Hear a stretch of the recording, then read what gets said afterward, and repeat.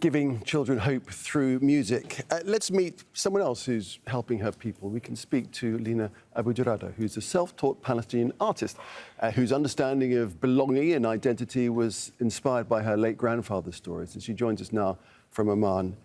Lina, thanks for being with us today. I read you grew up in the United States and didn't have a great sense of your identity until your grandfather started telling you stories of where he was from. Tell us about that, if you would.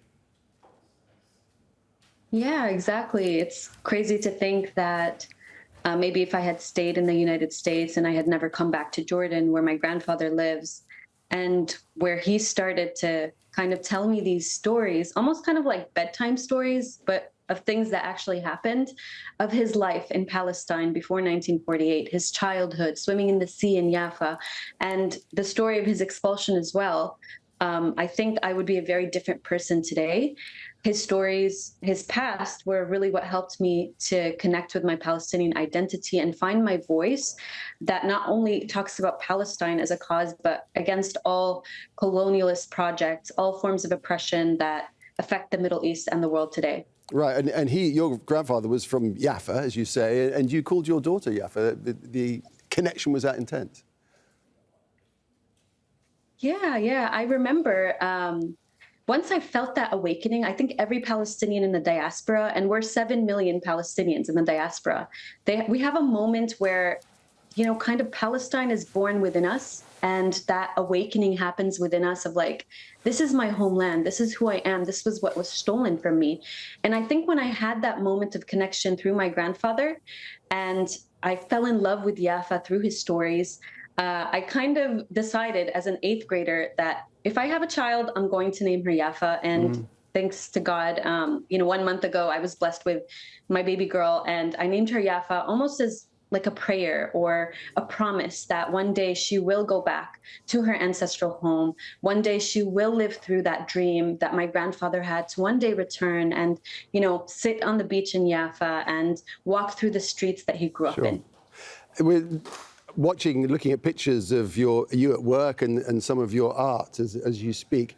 So how do you use that connection that your grandfather engendered in you and indeed the events of the past year in your artistic endeavor? How is it coming through your experiences? Yeah, I mean, I've been drawing for Palestine for over 15 years since I was a teenager. I think it was very important to me to be that voice. I was very frustrated by the media and their lack of coverage and their lack of even kind of recognizing me as a Palestinian, as someone who is worth having rights. And it frustrated me so much that, the people of Gaza, we know that this has been happening 2008 and 2006 and 2012, and it's happened again and again. Every few years they do this, essentially mowing the lawn.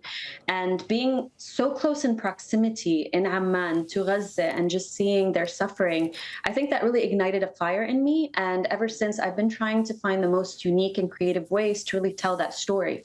Because I think the world reaches a point where the numbers, we kind of become desensitized to them.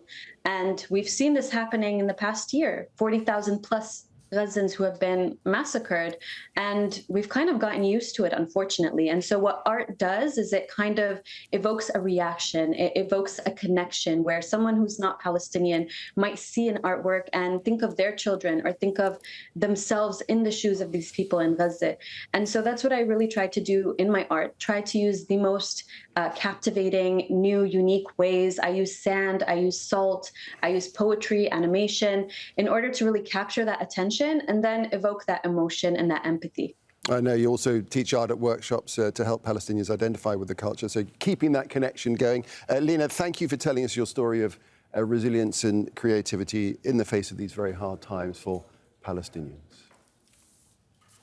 No problem. Thank you for having me.